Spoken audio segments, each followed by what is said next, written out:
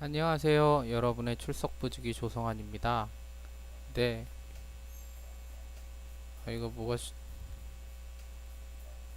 이런 거 왜 나오는지 짜증나네요. 네. 조금, 네, 음악 소리가 나서 다시 시작을 하겠습니다. 네. 오늘 배우실 부분은 5장부터 이제 차례대로 설명을 해 드릴 건데요. 지금 보시는 이 부분이 저희가 이제 그림 책에서 보면 책에서 보면 몇 페이지냐면 112페이지 112페이지에 나오는 5-1 그림을 갖다가 제가 인터넷에서 찾아서 나온 그림 부분이에요. 근데 이제 그 CPU나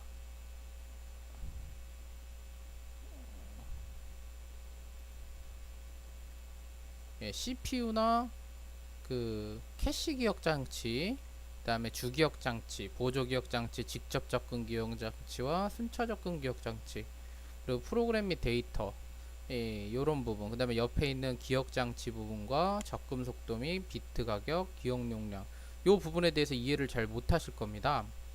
자, 이 부분을 어떻게 이해를 하시냐면, 자, 첫 번째 CPU 부분부터 한번 들어가 볼까요? 네. 자, CPU 부분부터 들어가겠습니다.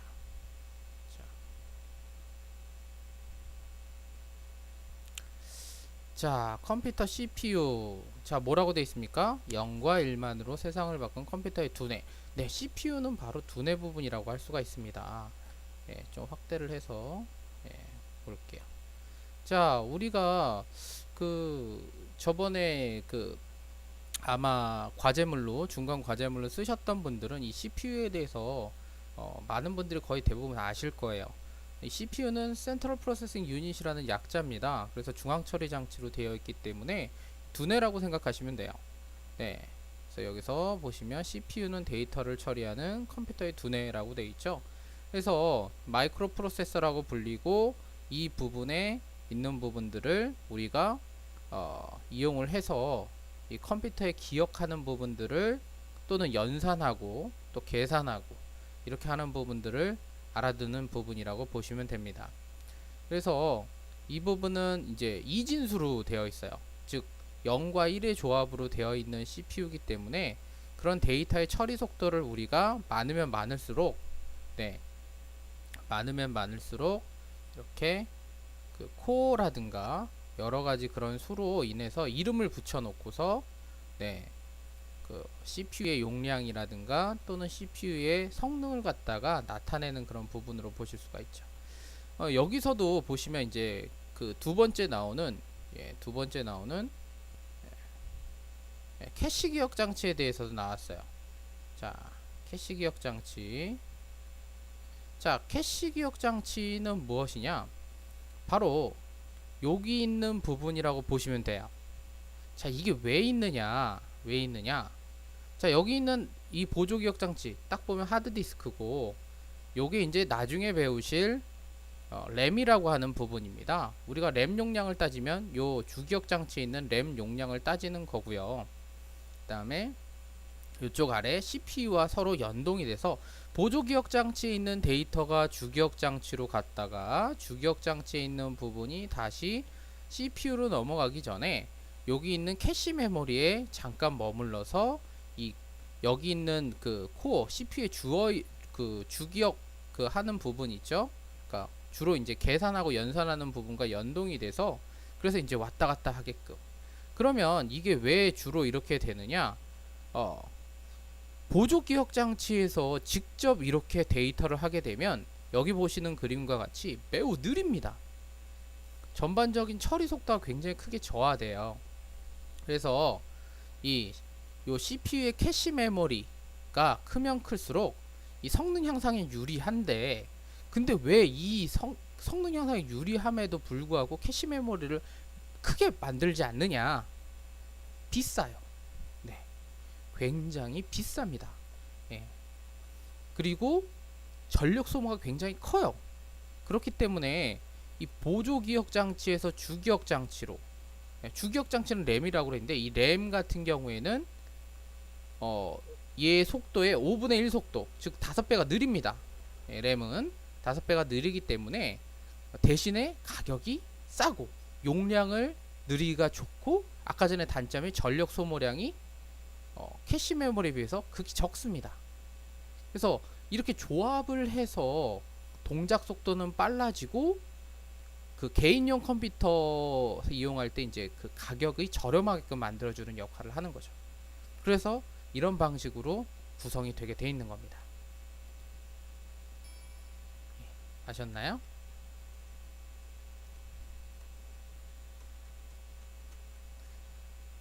그래서 이렇게 전반적인 속도라든가 이런 부분들을 확인을 할 수가 있는 겁니다.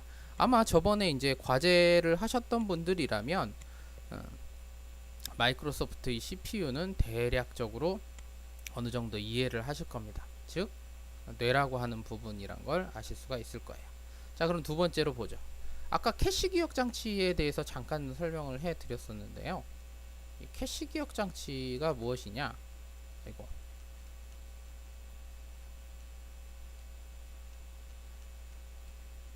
자, 캐시 기억 장치에 대해서도 한번 보죠. 아까 분명히 뭐 하고 넘어갔습니다만 네, 구조를 다시 한번 살펴보겠습니다. 잘 보이시는지 모르겠습니다만, 이 캐시 기억 장치가 아까 제가 5분의 1 속도라고 했죠. 그러니까 기존의 D램보다 5배가 빠릅니다. 그래서 이 중앙 처리 장치와 주기억 장치 사이에, 요즘에는, 예전에는 이제 좀 따로 빼놨었는데 CPU 안에 이 캐시 기억 장치가 있는 경우가 굉장히 많아요. 그래서 여기 잘 볼게요. 자, CPU에서 이제 해당 위치 데이터가 있는 주소를 줍니다. 그러면은 캐시 기억 장치 내에서 그게 있냐 없냐 구분을 해요.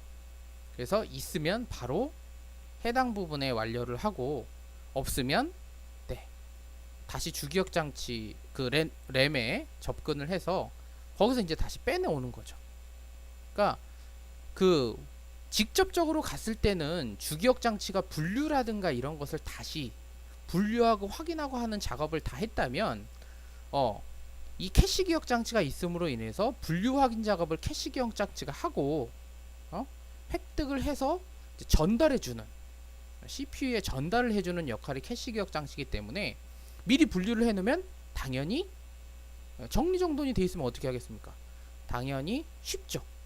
손쉽게 그것들을 수행할 수가 있잖아요. 계산 명령어든 무슨 명령어든 수행을 할 수가 있어요. 그래서 캐시 기억 장치가 그 중간에 있는 겁니다. 예, 그래서 CPU 아래에 캐시 기억 장치가 존재를 해야, 그러니까 가격 대비 성능으로 봤을 때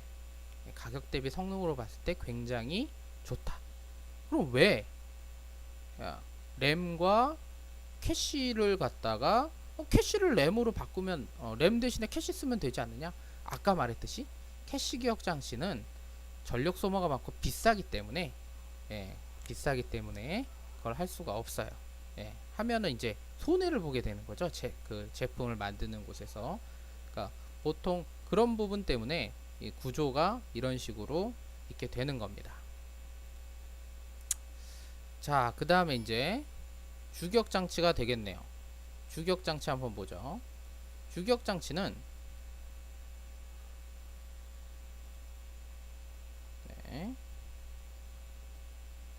자, 주기억 장치를 한번 볼게요.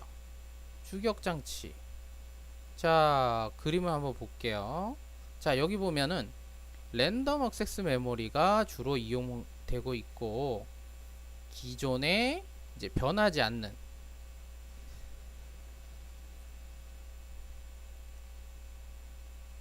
이게 좀 이용을 하다 보니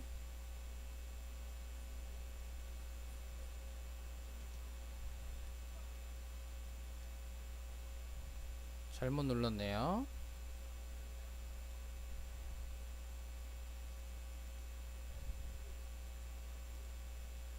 자, 다시 하겠습니다.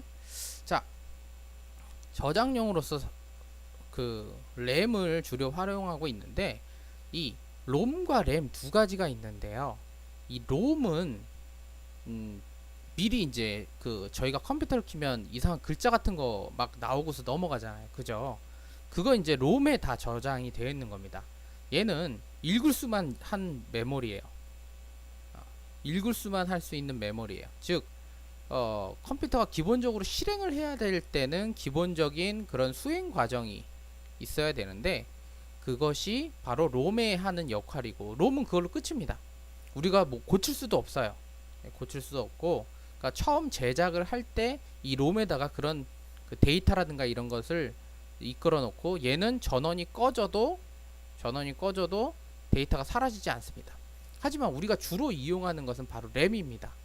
랜덤 액세스 메모리라고 하는 이 부분인데 그러니까 랜덤 그러니까 좀 왔다 갔다 하는 거죠. 예, 그런 부분으로 이 데이터를 갖다가 용량이 많으면 많을수록 저희가 뭐 램 몇 기가야 뭐 이런 식으로 물어보는 경우가 있잖아요. 그 램이 바로 이 램입니다. 그래서 이게 많으면 많을수록 기억 그 하는 공간이 굉장히 넓어지는 거예요. 컴퓨터가 기억할 수 있는 용량이 커지는 겁니다. 주격 장치니까요.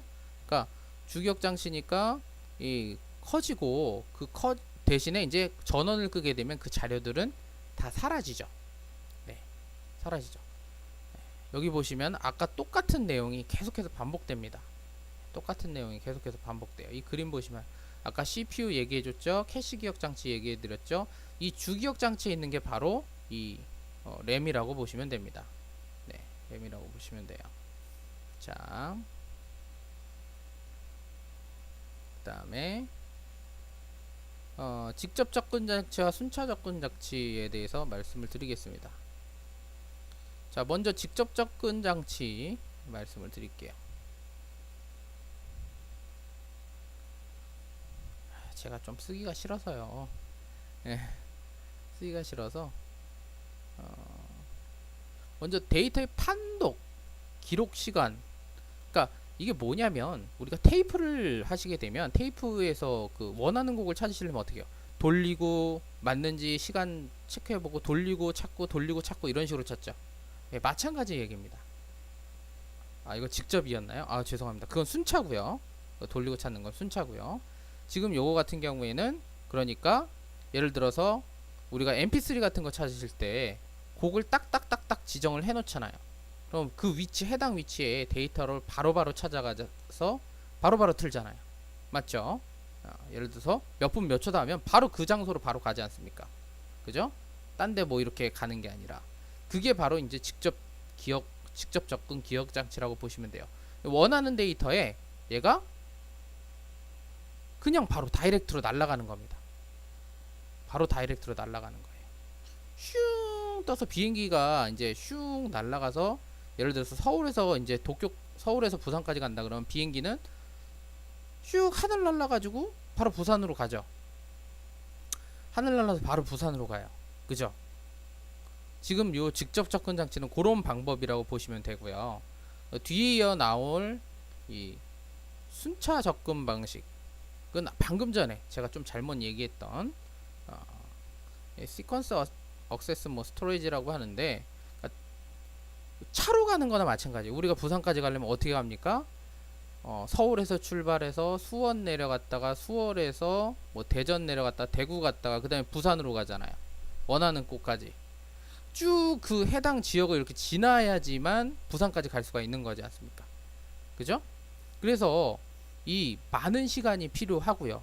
그쪽 해당까지 가는데 그 다음에 대신에 이 정보 용량 같은 경우에는 굉장히 깁니다.